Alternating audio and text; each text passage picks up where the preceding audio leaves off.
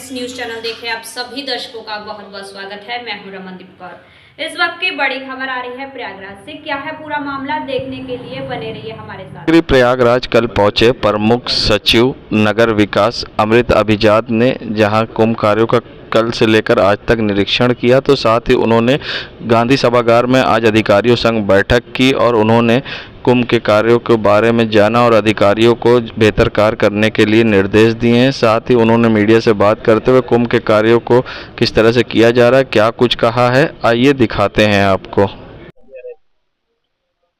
पिछले 2 दिन का हमारा ये भ्रमण कार्यक्रम था और लगभग जितने कार्य कुंभ के लिए किए जा रहे हैं सबके हम लोगों ने भ्रमण किया, रात में भी किया, आज भी किया। संतोष की बात ये है कि अधिकांश जो वर्क है वो स्पीड ले ली है और अच्छे तरीके से काम किया जा रहा है। तमाम जो रोड जिसपे कि हम लोगों ने सरकार का सपोर्ट लेते हुए, माननीय उच्च न्यायालय का सपोर्ट लेते हुए जो इंक्रोचमेंट्स थे, जनता ने बहुत कोऑपरेट किया है यहाँ पे और एक वातावरण कुंभ में ऐसा बन रहा है दिखता हुआ, जिसमें कि लोग खुद से अपने इंक्रोचमेंट्स को हटा रहे हैं ताकि बेहतर रोड बन पाए, जिससे उनको भी ये फायदा हो कि उनका भी मोनेटाइजेशन हो। जहाँ तक मेले क्षेत्र की बात है, वहाँ पे जो हम ऑल्टरनेट रोड्स बना रहे हैं, जो लखनऊ से और मिर्जापुर साइड से जो रोड्स आ रही हैं, उनका जो निर्माण हो रहा है। ब्रिज कॉर्पोरेशन के कार्य में कुछ इश्यूज थे और जो भारत सरकार की मौर्त मंत्रालय करी, उनसे भी बातचीत चल रही ताकि वर्क को और एक्सपीडाइट करें। जो पानी का प्रबंध होगा उसके बारे में हम लोग बात कर रहे हैं। जो क्राउड मैनेजमेंट का कंट्रोल होगा, जो कि बहुत ही महत्वपूर्ण होगा। बट चूंकि हर 6 साल बाद ये हो रहा है और ये महाकुंभ है, तो जो लेवल ऑफ डिजिटल टेक्नोलॉजी का जो प्रयोग करेंगे, तो हम लोग आस्था के साथ साथ बहुत ही मॉडर्न टेक्नोलॉजी का यूज करते हुए डिजिटल कुंभ की भी बात हो रही, जिसमें कि क्राउड मूवमेंट है, अटेंडेंस का सिस्टम है, गार्बेज मैनेजमेंट है। ये सारा कुछ जो है टेक्नोलॉजी ड्रिवन रहेगा ताकि बेहतर इंफॉर्मेशन टाइम रहे। और ये जहां तक गुणवत्ता की बात है, उसमें थर्ड पार्टी असेसमेंट हम लोग कंकरेंट करा रहे हैं इस बार, एजेंसी के साथ कर रहे हैं, जो कि प्रतिदिन जो है सैंपल्स लेता है, उसमें जो भी संशोधन करने होते हैं, अगर कोई चीज कमी पाई जाती है उसको उसी दिन पूरा कराया जाता है, कंप्लायंस रिपोर्ट्स लिए जाते हैं। तो मैं समझता हूँ कि व्यवस्थाओं में जो सुधार हुई, जो टेक्नोलॉजी का जो प्रयोग हो रहा है, ड्रोन की टेक्नोलॉजी के माध्यम से हम चीजों को जो देख पा रहे हैं, जिसमें कि पहले इंसानी रूप से संभव नहीं हो पाता था। इस वजह से जो है हमारी कार्य की गुणवत्ता और समय से हो पाना दोनों ही संभव हो पाएगा। हम लोग ये एम कर रहे हैं कि 31 अक्टूबर 15 नवंबर तक में लगभग सारे कार्य जो शहर के अंदर के हैं, जो मेला क्षेत्र के हैं, वो तो कुछ दिसंबर तक भी जाएंगे, क्योंकि उनकी तात्कालिकता भी एक होती है कि जैसे जो घरें बन रही है वो, परंतु अधिकांश वर्क जो इंफ्रास्ट्रक्चर के हैं वो पूरे हो जाएंगे, क्योंकि हम लोग को 1 महीने का टाइम लैग चाहिए, जिसमें कि अपनी व्यवस्था को हम और सुदृढ़ कर पाए। खास तौर से क्राउड की जितनी संभावित है, क्योंकि इस बार बनारस और अयोध्या दोनों का ही एक लिंकेज रहेगा, तो जिसकी वजह से हम एक्सपेक्ट कर रहे हैं कि लगभग 50% ज्यादा क्राउड इस बार रहेगा, विशेष तौर से मेन दिनों में। तो हम लोगों ने एरिया बढ़ाया है, तो उसी हिसाब से मैन पावर बढ़ा है। जो रोड्स है, जो बजटरी सिस्टम के अंतर्गत जो हम उसकी व्यवस्था कर रहे हैं, उसमें रोड ज्यादा लिए हैं, उनकी वाइडनिंग भी की है, क्योंकि जैसा मैंने बताया कि संभावित है कि इस बार ज्यादा ये होगा। तो 3 चीज तो इंटरवीन हम लोगों ने किया है कि बजटरी सपोर्ट भी बढ़ाया है, एरिया बढ़ाया है, पॉन्टून ब्रिजेस जैसे 22 थे, अब लगभग 28 बन रहे हैं, शायद 30 तक भी चले जाए। उस प्रकार से जो रोड्स था, जो रोड जो कानपुर को कनेक्ट करता था, जो हाईवे था, उसके लिए हम लोगों ने बेटर कनेक्टिविटी किया।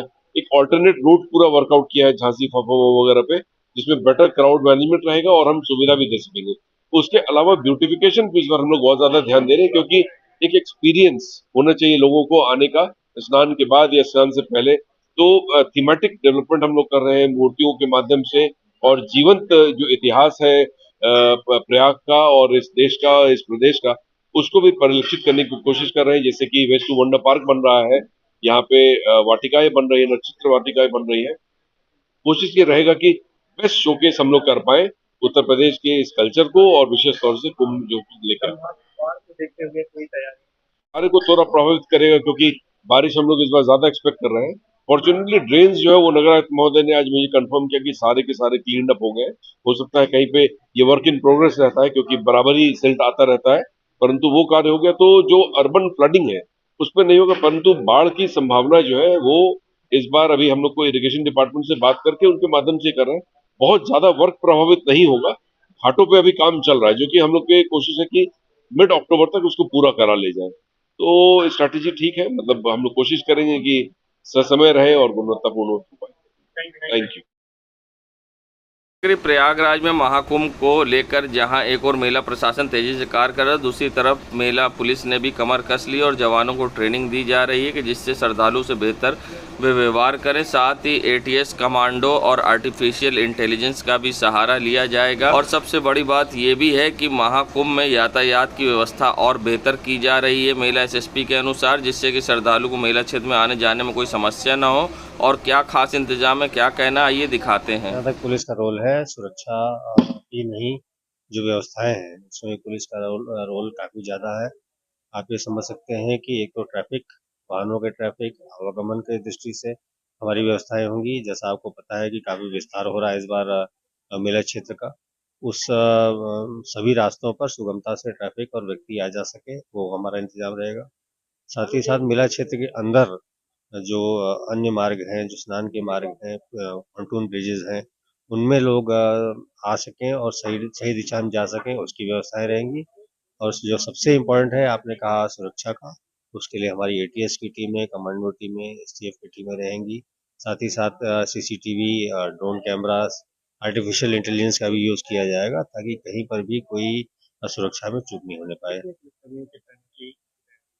अभी जो विस्तार हो रहा है उसके हिसाब से आकलन हमारे द्वारा किया जा रहा है कि कितना किया जाएगा। मेरी जो अभी तक की अंडरस्टैंडिंग है कि संभवतः हम लोग 20 से 25% जो कि विगत में फोर्स लगा था उससे ज़्यादा लगाएंगे। थानों की संख्या भी बढ़ाई जाएगी ताकि जो है अधिक से अधिक लोगों तक हमारी पहुंच हो सके। देखिए, महाकुंभ है और पूरा विश्व इसको देख रहा है, उसी हिसाब से थ्रेट इनपुट्स भी थ्रेट्स रहते हैं। वो सभी का, जैसे मैंने आपको बताया कि सुरक्षा की दृष्टि से हम सारा आकलन करेंगे और पूरी व्यवस्था करेंगे।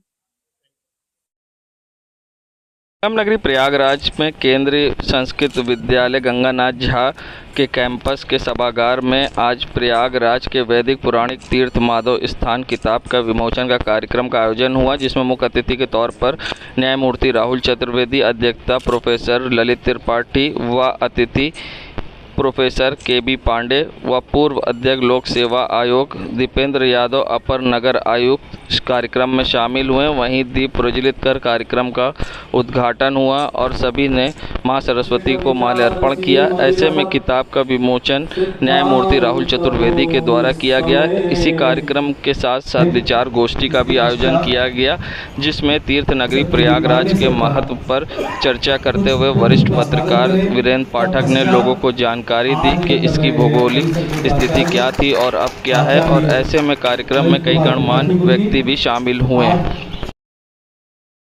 संगम नगरी प्रयागराज का चाहे वो कुंभ हो या मुहर्रम देश विदेश तक चर्चा में रहता है। तो ऐसे में आज माह मुहर्रम की 4 तारीख को सुजात खां की मेहंदी उठाई गई। इस मेहंदी को बड़े ताज़िया के स्वरूप में तैयार किया गया था। बेहतरीन अंदाज में या अली या हुसैन के नारे तकबीर अल्लाह अकबर के साथ मेहंदी उठाई गई। मेहंदी सुजात खां की सराय से निकलकर सौदागर मस्जिद, सब्जी मंडी, गढ़ी सराय, नकास कोना थाना शाहगंज होते हुए पहुंची। यहां पर मजमा बहुत था, हर तरफ एक ज़ुबान पर लोगों की या अली या हुसैन, इस्लाम जिंदाबाद के नारे थे। नौजवानों में कंधा देने की होड़ लगी हुई थी तो घरों से लंगर हो रहे थे। मेहंदी सेवई मंडी, कोतवाली, बजाजा पट्टी होते हुए इमाम बाड़े पहुंची। और ऐसे में जहां मेहंदी को देखने के लिए बच्चे, बड़ों और बूढ़ों की भीड़ लगी दिखी।